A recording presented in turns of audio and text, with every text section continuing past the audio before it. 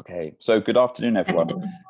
It gives me great pleasure to welcome Dr. Silvia Orlandi, Assistant Professor of Latin Epigraphy at La Sapienza in Rome. As one would expect, she is an international authority on inscriptions in the Roman world, both as a result of her work updating Volume 6 of the Corpus Inscriptionum Latinarum and her championing the use really of digital tools for epigraphic research, not least as director of EAGLE, the sort of pan-European project devoted to sort of Roman inscriptions. Her work, she's published extensively on the Colosseum, but also senatorial aristocracy under the late Empire. Her expertise extends into the sort of Middle Ages. I could go on, but time is short. We have to finish by 3:30. So we're absolutely delighted to welcome this distinguished scholar to deliver a paper titled "On a Holy Mission: Working to Update the Sacrae Inscriptions of Rome." Thank you, Joseph, and thank you all for this kind invitation. And I beg your pardon for the change in the schedule of my talk due to the change of the schedule in my lessons this semester. And I anticipate the excuses for my poor English, because I'm not going to read a text, a prepared text, because the idea of this talk is to give you an idea of the backstage work that there is behind the scene of the creation of a CIL 6 volume, well before it comes to Berlin, to the office in Berlin, where other people start another kind of work. So it's really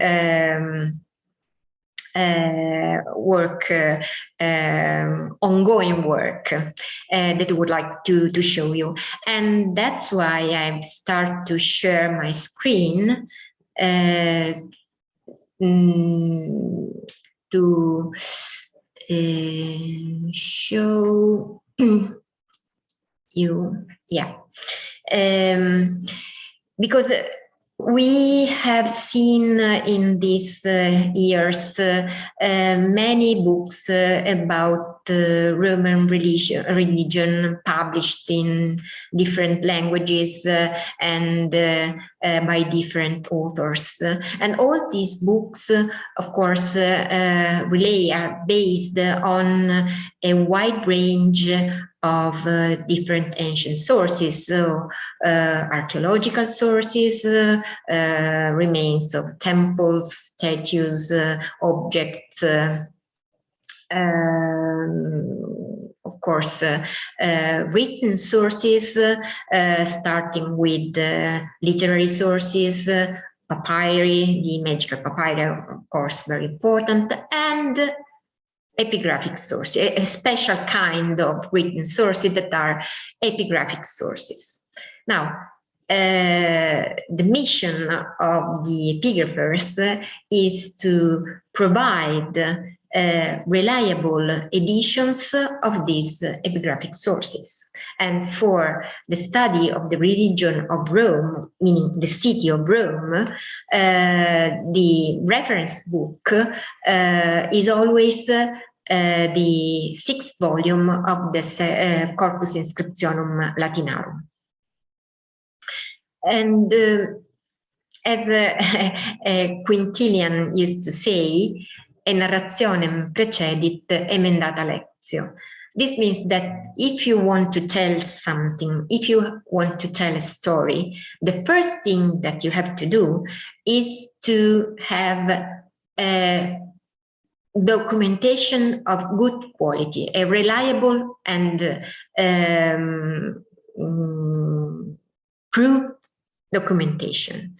So the role of the epigraphy of the epigraphers is to provide this documentation in its emendata lectio, in its correct, update, reliable form. And a real champion of this role was Silvio Pancera, who spent practically a big part of his life studying the sacrae inscriptions of Rome.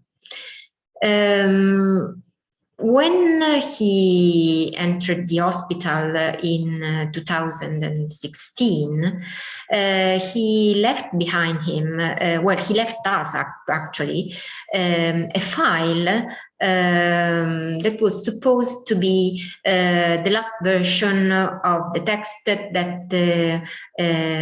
he was supposed to deliver to Berlin to publish at least the first part of the 6th volume of the updated version of the 6th volume of CIL 6 for the sacred inscription of Rome. And the file had more or less this aspect. It was a Word file with a lot of little gaps, things to be controlled, things to be checked,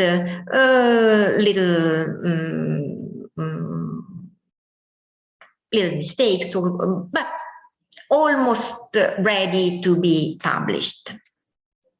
The idea was to work again on this material once he was back from the hospital. But life is something that happens when you are planning other things, and unfortunately Silvio Pancera died in August that year in 2016, and so we had the mission of completing his work in order to publish at least the first part of the second edition of CIL 6 for the Sacred Inscription of Rome according to his will.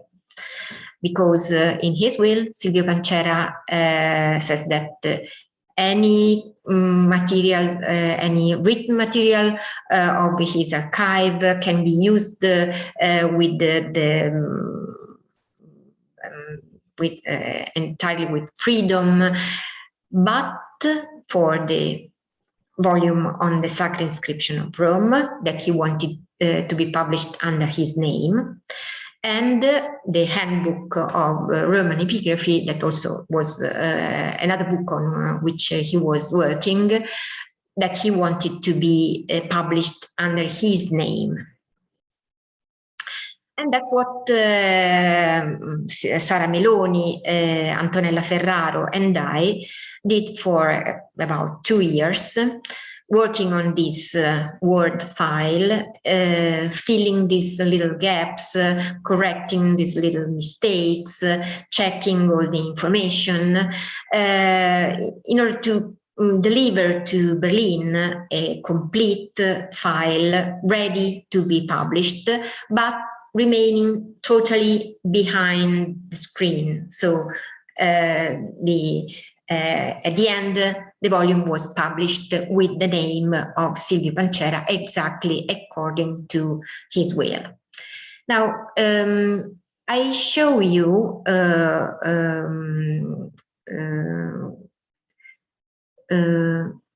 another file to give you the difference between the first edition, the 19th century edition of CIL 6, compared to the recent edition of 2018 of CIL 6 updated version.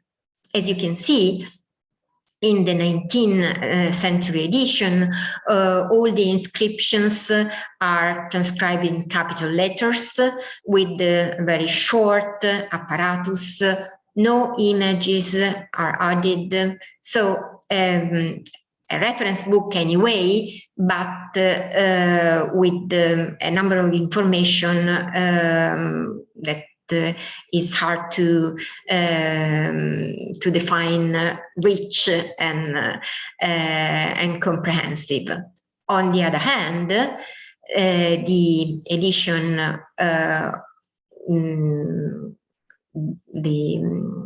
of 2018, that, as you can see, is published under the name of Silvio Pancera, has a completely different concept. It's not just a question of physical aspect, is a completely different concept of publishing the edition in CIL6, inaugurated by Gesal Földi in the 90s of the last century. The volume starts with the previously published inscriptions that are not republished, that are updated in the first part of the volume with new bibliography, with a transcription with the diacritical system, the diacritical signs according to the Leiden system, so with an interpretative transcription.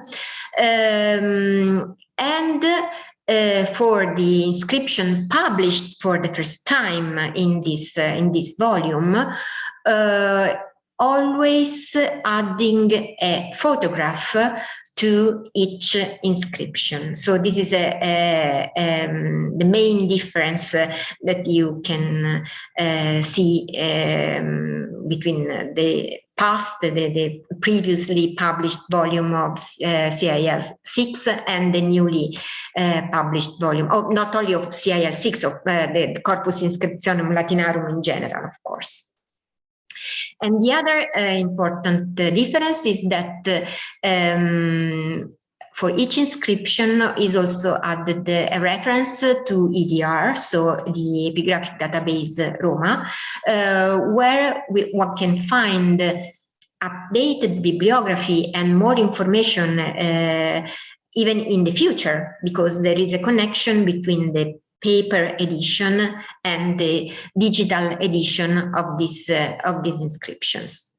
Moreover, an important sorry, I interrupt the sharing of this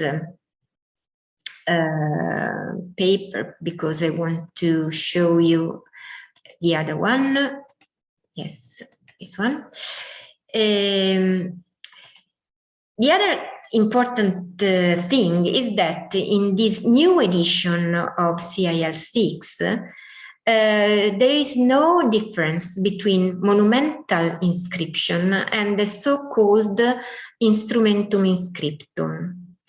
Because according to the previously mentioned handbook of Roman epigraphy, Silvia Pancera has conceived a chapter on the sacrae inscription whose title was Interacting with Gods and Demons, where the function of the inscription is the main thing to be considered, independently from the type of object, from the object type where the inscription is carved. That's why you can find monumental inscription carved on marble, beside an important, anyway, document about the religion of Rome that is scratched on a little fragment of pottery found in the Cloaca Maxima near the Forum Romanum, attesting the cult of Anna Perenna. So I think that this is a very important choice, almost revolutionary choice, editorial choice, I mean, because in this way you have in a single place all the documents related to a single god or goddess. That's why also in the next part of the volume, you will find, for example, this graffito coming from the Temple of Vesta and documented in the cult of Vista. You can see this on the on this small fragment that is anyway important for because it's very archaic inscription, of course, and you will not find this this inscription separated and relegated in the 15 volume of CIL as it is now.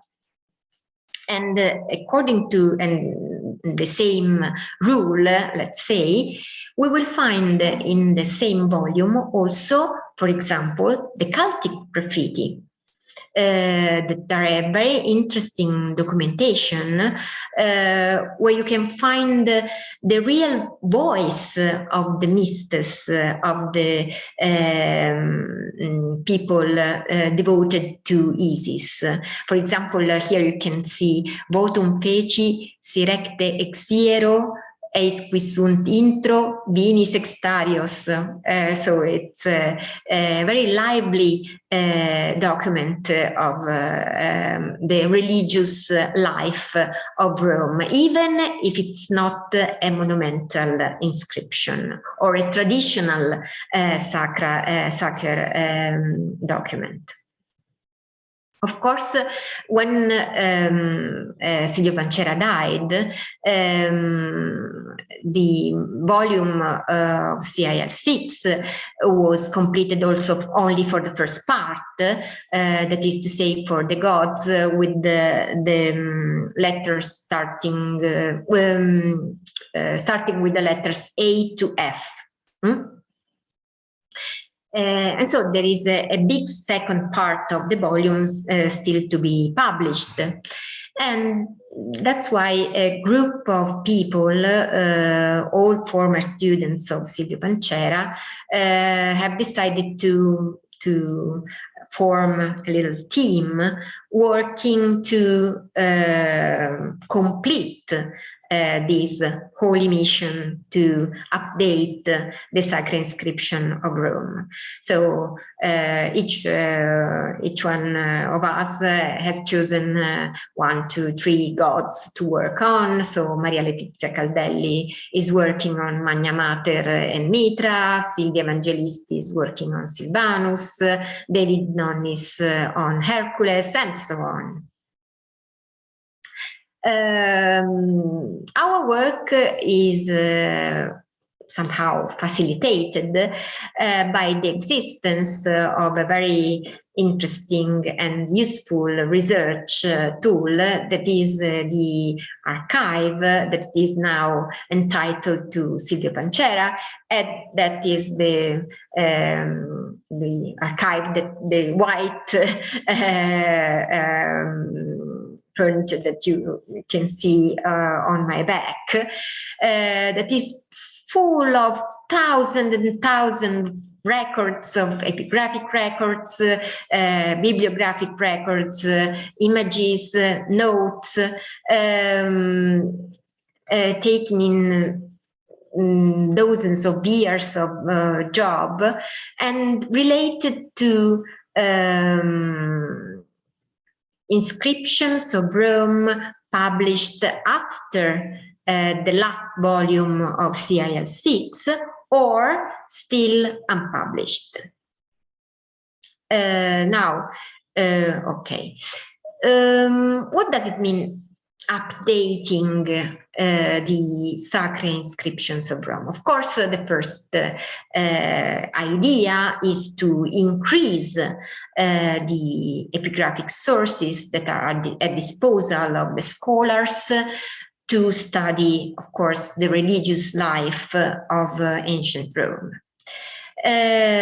So the first idea is to increase the number of known and published inscriptions. But actually, sometimes updating an edition or trying to give a better edition of an inscription means actually to lower the number of inscriptions at our disposal. Because sometimes, for example, traditionally used inscription proves to be a forger, a fake, that has to be removed from the documentation used to study, for example, in this case, the cult of Aesculapius. CIL 6, number 1, is probably a modern forgery that cannot be used as before to document the cult of Aesculapius. Or sometimes a more careful control reveals that, for example, an inscription that is published at the moment in the section called Sacrae incerte, that is to say, inscriptions devoted to unknown God.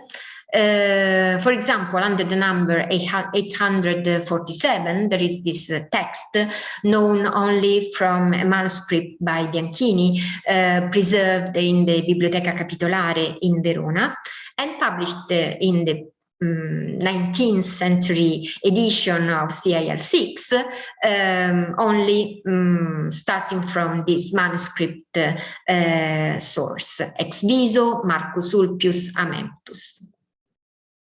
But actually, a couple of years ago, a volume was published, Tracce di Pietra, where all the stone monuments preserved in Palazzo Venezia are published.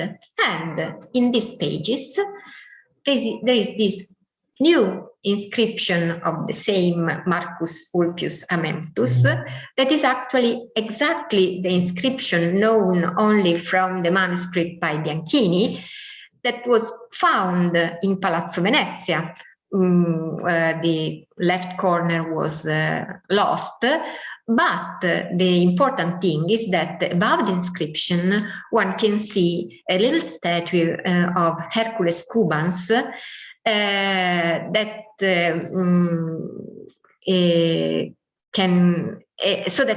this inscription can now be used to study the cult of Hercules. It's not the Sacra Incerta anymore, and above all, there is no need of a double entry for CIL 847 and the so-called new inscription in Palazzo Venezia, since they are exactly the same thing. And I can continue because 24 hours ago we have found another case, another similar case, so that is a little bit reducing the number of known inscriptions, but improving the quality of the documentation at our disposal. So this wonderful archive is a very good starting point, even if, of course, you have to check any note, you have to personally control any information, but it's a good start. But living in Rome means also that while you are doing your things in the middle of the day, you can receive a WhatsApp message, say, hey Silvia, we just found a new fulgur conditum during the excavation of the metro station of the line C of the metro in Rome. And the colleghi at the Soprintendenza Speciale Archeologia, Arti e Paesaggio in Rome sent me these two wonderful new examples of fulgur conditum recently found during the excavation of the metro C near San Giovanni in Laterano in Rome. I think that a couple of words should be said about this special particular rite of the fulgur conditum. Whenever something, a house, an object, a statue, a tree was struck by a lightning during the day or during the night, this object, tree, anything, had to be separated from the rest of the town. The things that were struck by the lightning had to be buried. And this rite was called the fulgur conditum. And probably the most famous example is the so-called Ercole Mastai that was found in the foundations of Palazzo Righetti Mastai and is now on display in the Vatican museums. That was found, this is a very famous photograph of the discovery of this statue that was found at the middle of the 18th century in Rome, literally buried in a sarcophagus made of stone, and with the letters FCS, Fulgur Conditum Summanum, meaning that that statue was struck by a lightning and therefore had to be buried in order to separate it from the rest of the civic life. Another example of this rite with the same shape was found in the nearby of the Diocletian's baths with the inscription Fulgur Dium, meaning that the lightning was during the day, and had exactly the same shape. A sarcophagus with a roof and the inscription on one side. And there is another exemplum found in Emona, nowadays Ljubljana, where I took this photograph that has more or less the same shape. And I think that also the example that is now on display in Palazzo Rondinini in Rome used to belong to a sarcophagus, a travertine sarcophagus, containing something that was struck by the lightning. But the same ritual could have also another shape. For example, also could be not a real sarcophagus, but a hollow in the ground covered with a very heavy stone with the inscription on the side, like this exemplum from the Republican Forum in Minturne, that was thought to be an exceptional example until 2018, when another example of the same kind was found in Todi, ancient Tudor in Umbria. That has exactly the same shape, a hollow digged in the ground and covered with this heavy stone with the inscription on the short side. But a fulgur conditum can be even less monumental, and can be a simple hollow in the corner of a garden in a private house like this in Pompeii, coming from the house of the four style, Casa dei Quattro Stili, where a hole full of pieces of bricks, tiles that were struck by this lightning were covered with a simple brick with the word fulgur scratched on this brick. And in Rome, we have also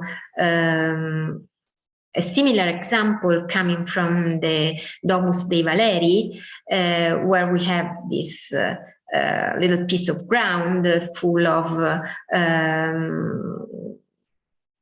fragments, pieces of roof, of bricks, tiles that were clearly struck by a lightning and somehow labeled by these little marble slabs with the words Fulgur Deum.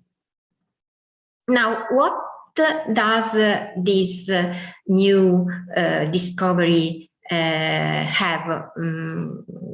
Is something special? Is something new?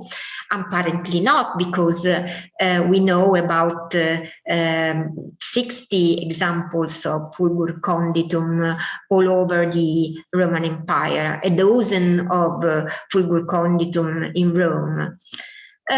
What's new in this discovery? Well, among the examples known from Rome, we have one slab that is written on both sides, with the same inscription, Fulgur conditum summanium, meaning that it was lightning during the night. And the marble slabs it was written on both sides. Why is this important? Because the new examples of Fulgur conditum are written on just one side, but the written part looks towards the inside of the hollow. They are supposed to be read not by human eyes, and it's not. It seems to be weird, but not so weird if you think about the definition of Festus that you can find in the yes, can you see it? At page 92, Lindsay, saying that fulguritum, that is the things struck by a lightning, it could est fulmine ictum, qui locus statim firi,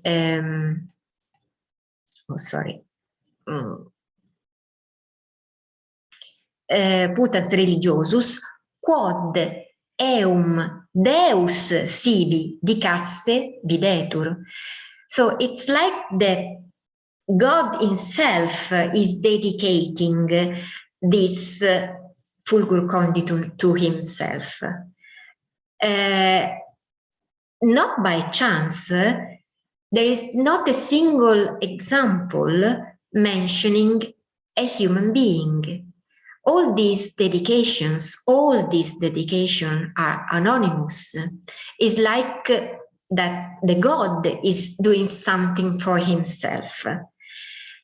And this is the first time that we have an example of fulgur conditum that was found exactly in its original position, with the written part of the marble slabs looking inside, looking towards the things that were struck by the fulgur, like saying, this is mine, this is something that belongs to the God.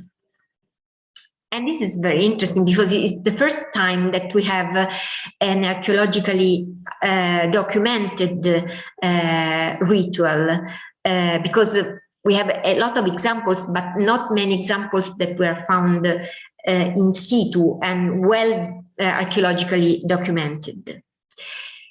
That's why they have decided to put these little marble slabs on display in the metro station that is going to be redesigned in order to host all the archaeological materials and structures that were found during the excavation of the Metro C Ambaradan. And you can see here a preview, a rendering of the future Ambaradan station, including all the archaeological structures that were found during the excavations, and also these two new examples of fulgur conditum. So there is already a station museum, the San Giovanni station, that is already functioning, is already working with a selection of materials on display in the station, but the Ambaradan station will be even more spectacular, and it's supposed to be inaugurated in 2024. So if you come to Rome in 2025, you will recognize these two little fragments, two little marble slabs with fulgur conditum that I have presented to you in preview this afternoon, and I hope you will recognize them. So thank you for your attention.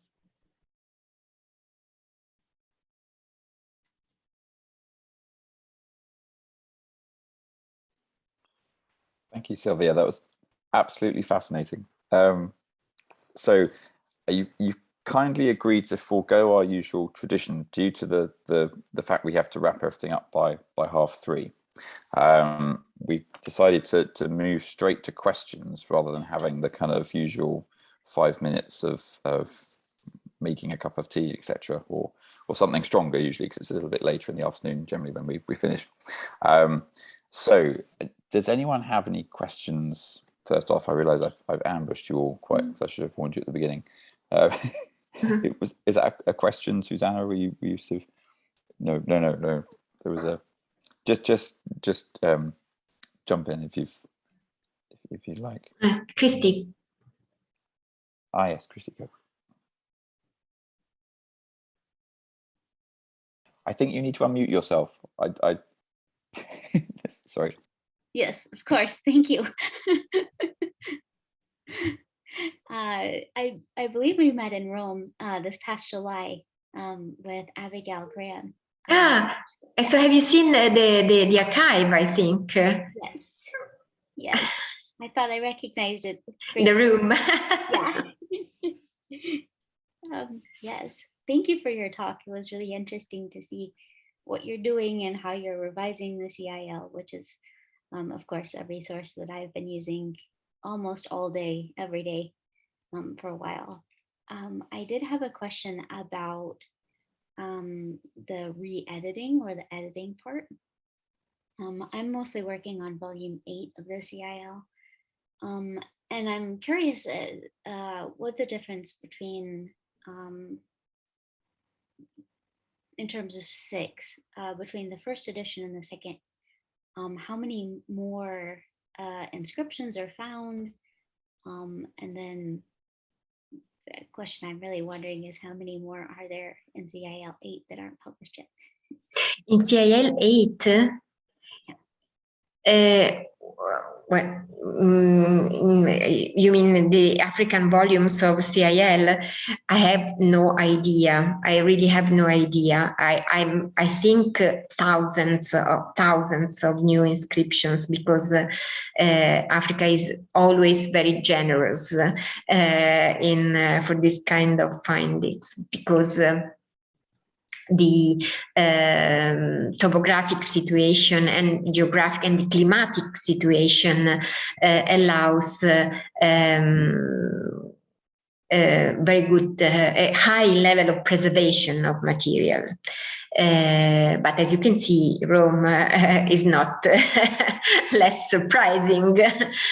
As for Rome, after the publication of the last let's say, old-fashioned edition of CIL6 up to now, there are something like 50,000, 50, not 15, and 50,000 new inscriptions.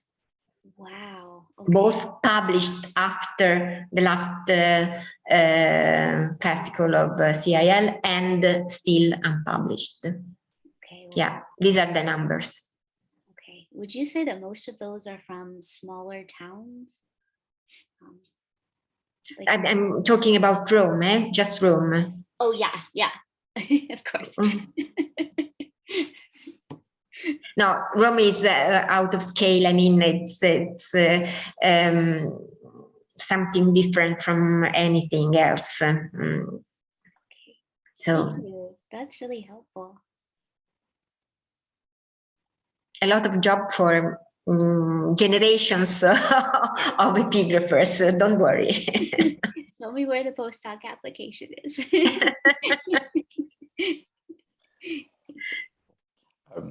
Are there any further questions?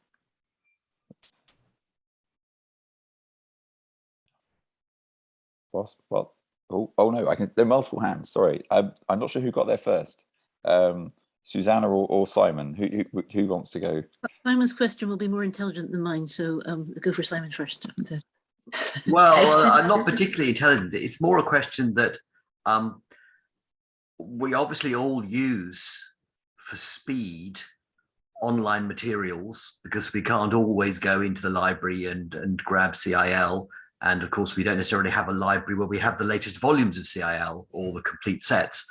So we're using things online like Klaus Slaby and so on.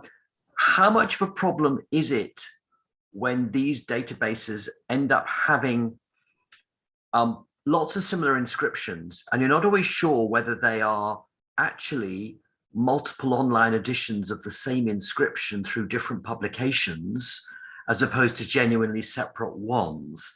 And do you have any guidance about how one can be saved from that? Because you showed an example there where, yes, an inscription has finally been identified with a physical item, and clearly that's new knowledge coming together.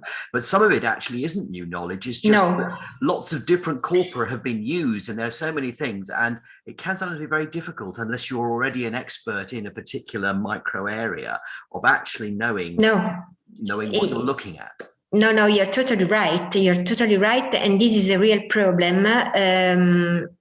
It depends on which digital resource you're using.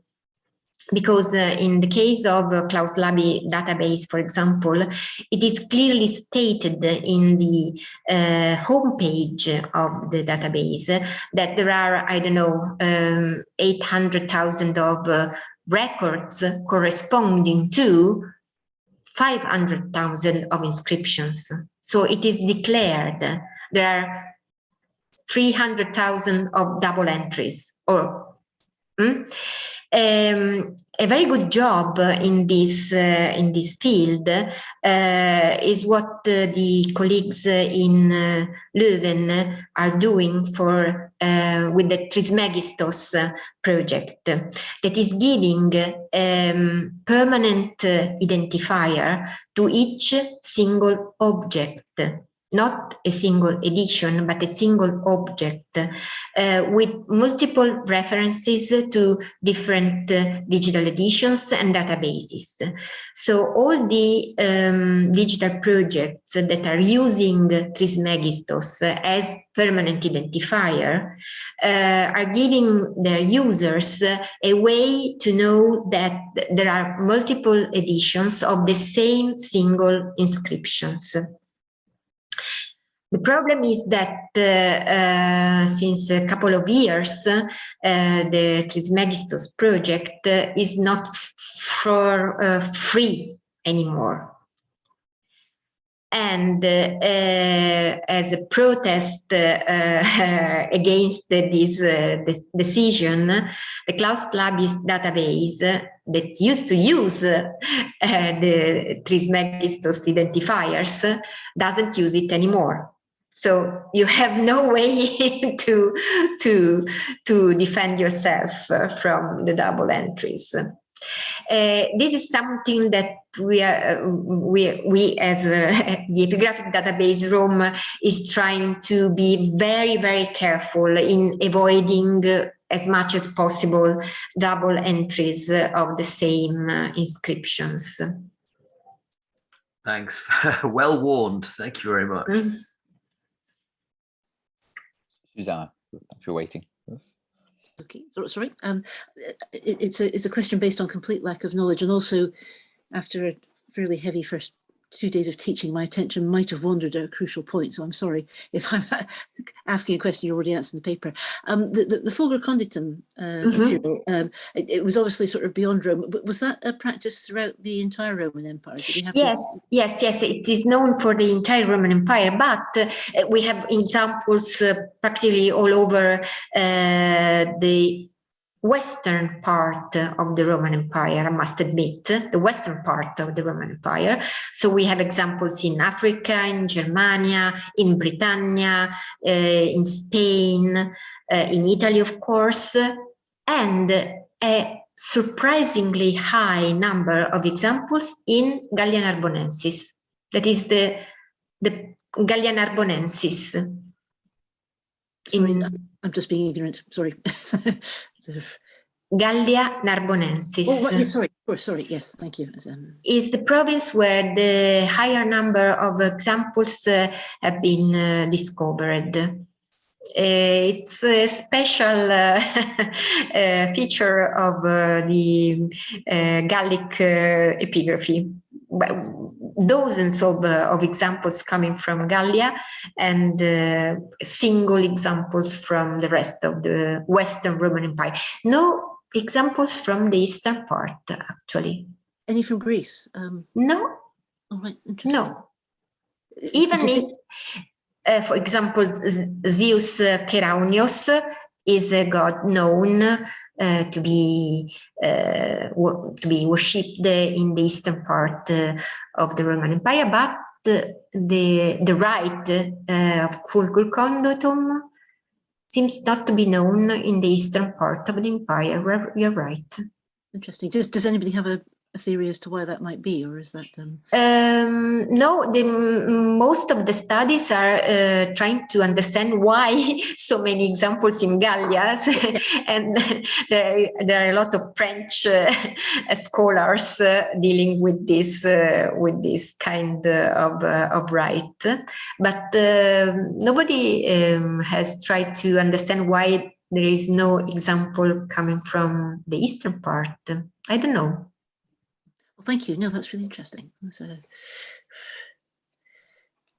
think Alan has raised his hand. Literally. Following on from Susanna's question, I couldn't help but rush downstairs and grab hold of RIB 1426 because I'd remembered it was slightly different inscription. It's transcribed there as Fulgur D1. D1. And is translated as of the gods. No, it's definitely dium because it's meaning the meaning is during the day, so I had the same root of dies. So it is the lighting of the day. That makes great sense. So I wonder if somebody needs to update RIB 1426. Well, I think that there are some examples with the form divum, but the meaning is dium, meaning during the daylight. Thank you. A small problem, but. Can I allow myself a question? The flippant part of me was you said about Gaul was you think of Asterix and the sky falling on their heads, whether there were some sort of cultural issues there that made them more sort of worried about, but also or whether if you look at meteorological charts or reports, whether storms, because it's the extreme, is it more stormy in that part of the world, or are they because you I mean, it's in from the Pyrenees, so I don't know. Anyway, maybe I don't know, because another interesting thing is that these new examples of fulgur conditum are 1.5 meters from the other one. So more or less the same area was struck by a lightning in a short time, because there is a slight difference in the chronology of the two inscriptions. One is a little bit more archaic, the other is more modern, let's say. But there is a difference of 5 meters between the two examples. So there must be something that attracted lightnings. And we know other examples in other towns, in other cities of the empire, where two examples of fulgur conditum were found near each other. So there must be, I don't know, a tree, a metal structure that was maybe attracting the lightning. Risk of exposing my profound ignorance of Roman religion, which is inexcusable, seeing as I have colleagues who work on this. If you actually say, I think about the tiles that got struck by lightning, is the worry that do they become sacred effectively? They're off limits? Like if you know the Greeks, if you a dedication in a sanctuary has to be buried in a staboscos. Exactly. Okay, so if you inadvertently used the tiles, or they were actually that status, this new state wasn't recognized, what happens to you? Like, I don't know, but the sign of the god is clear. Sending the lightning, the god is saying, this belongs to me, so you can't use it anymore. If you do it, it's on your own risk. This is a prodigium, and you must be careful to follow the instructions saying that you have to remove this material, any kind of material. It's a bronze golden statue must be buried because the foot was struck by the lightning. And when the Ercole Mastai was found, it was damaged. It was clearly damaged on the leg by the struck of the lightning. Now it is restored. Now it seems to be perfect, but it was found damaged, okay? And even if it was a bronze, a huge bronze statue, you had to bury it because the sign of God was clear. so you think, okay, go on, but Susanna's got her hand up, so sorry. Well, it was kind of sort of following up that question, because when you showed that thing, I was feeling a bit sorry for the statue maker. But I mean, I don't know how we would know. Would they, for instance, if that had happened, you bury that statue but set up another statue in the same place, or would that have been regarded as? I don't know. The important thing was to exclude the signed statue from the rest of the city. I don't know if it was replaced. The important thing is to the rite requires an expiation, an expiatory rite.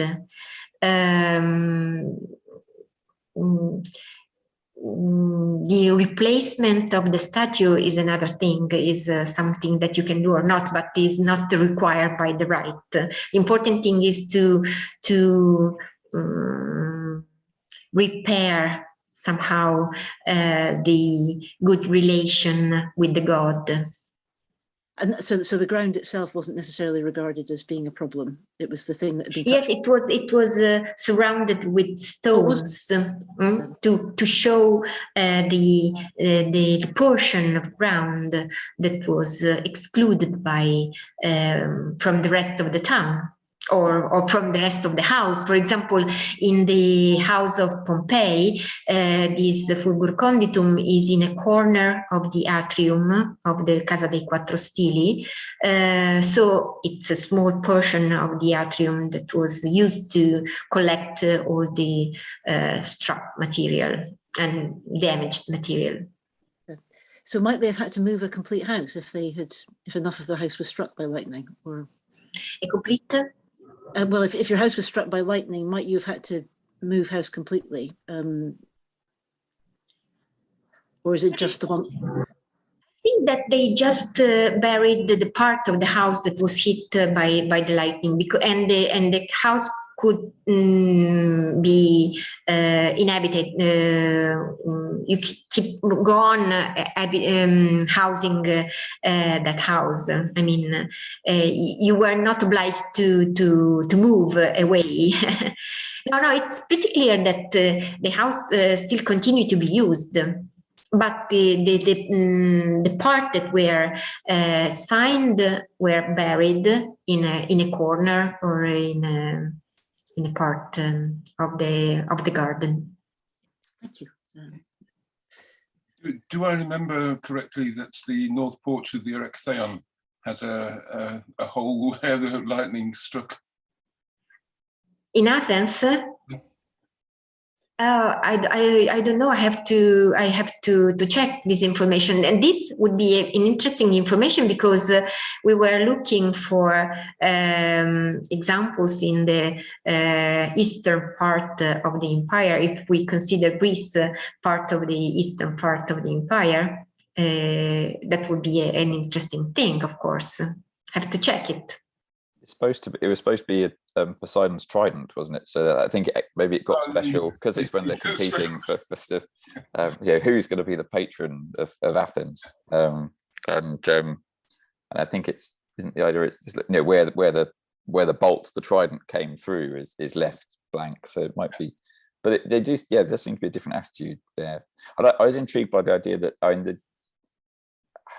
say I'm not a specialist in religion, so that I think of we think of gifts for the gods, and so you think, well, it kind of belongs to God already, and maybe in a Greek context that I don't know, leaving that aside, I mean the idea that say the big statue, the bronze statue is buried, if it was dedicated to the gods already, the idea that it would actually have to be put underground and out of sight is intriguing to me, because it's sort of I'd have thought in one part of you would think, well, if something gets struck by lightning, that's sort of it maybe seals that possession, by the divine. But if it belongs to God already, then it's not being used. It's not being used for anything else other than to honor the deity. Then the idea that it has to be put under the earth is fascinating.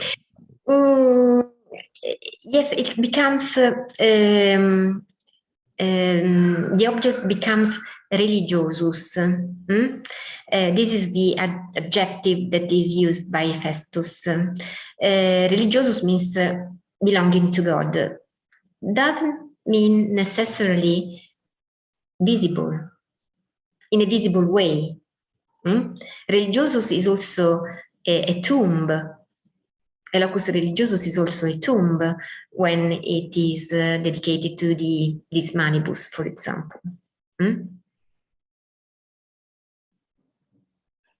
Ask another question. It's a more broad question on a sort of different tack entirely. So you're obviously, all too aware of the huge capacity, I guess, for recording, in terms of that you have the huge challenges of actually keeping pace with all the discoveries as people are finding things all the time in not just in Rome but elsewhere, and the need to actually record these objects and these texts and make them accessible in the easiest possible form. And we have all these new technologies like photogrammetry, etc., which allow you to actually produce very accurate models very quickly, and that data is often can only be disseminated digitally. And do you think we're going to get to a point where these sort of institutions like the CIL are no longer necessary, or can't keep up with the material and have to be set aside in favor of a digital platform? In this form, in this traditional paper form, CIL is funded until 2030. After that date, maybe it will continue to be funded, but I presume in a digital form, I think.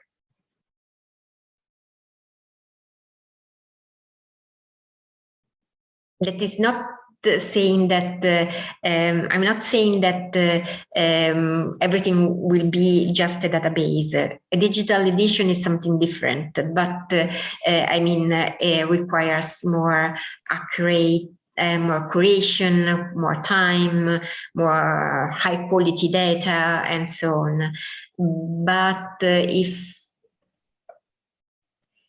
I'm saying something that is not happened yet, but I think that after 2030 we will not have a paper version of CIL, new volumes in a paper version. Sorry, Simon has his hand up. So actually, I picked that. Well, so it was just something from the previous discussion, just to pick up the idea. I remember the story that the Emperor Carus was struck by lightning in Mesopotamia and killed. And nobody knows if that's a true story, but what's the situation when a person is struck by lightning, and does it make a difference whether they're killed or whether they survive? And do we have any information about that? Oh yes, because the Liber Prodigiorum by Julius Obsequens is full of details about the different kind of being struck by lightning. You can be burned, you can be killed, you can be transpassed without burning. So every different kind of damage has a different meaning according to the Ars Aruspicina, that is the art of understanding the different signs of lightning. But every kind, so a lightning during the day or during the night or in the evening has a different meaning. A lightning tearing you, quaking you, burning you, or killing you has a different meaning, and there is a lot of details in the Liber Prodigiorum. Thanks.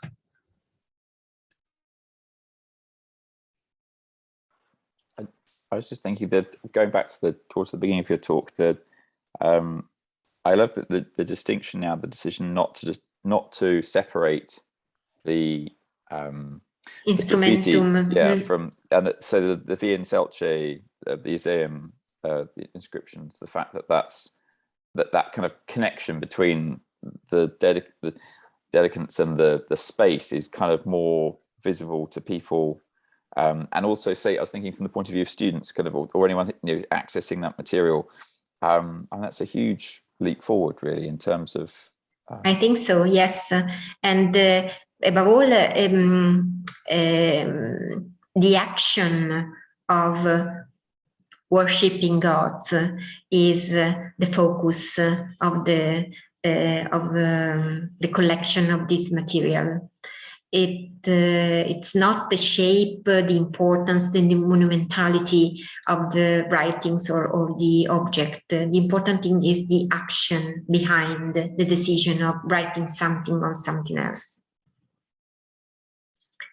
And this, I think that this enrich, not only enlarge our documentation, because it opens also new ways of understanding Roman religion, including also popular aspects of religion.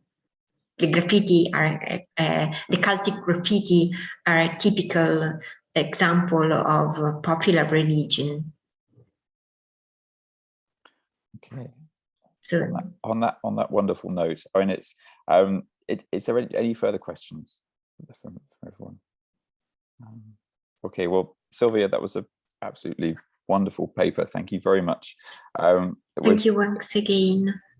We're indebted to you. And next week we have Maria Milley speaking about the individual in Thessalian and Boeotian dedication. So we're sticking with an epigraphic theme. So I'm going to the YouTube recording of this will be uploaded hopefully within the next 24 hours or so. So hopefully other people who weren't able to be here will be able to benefit from this wonderful paper. So thank you very much for. Thank you. Thank you. See you. Bye bye.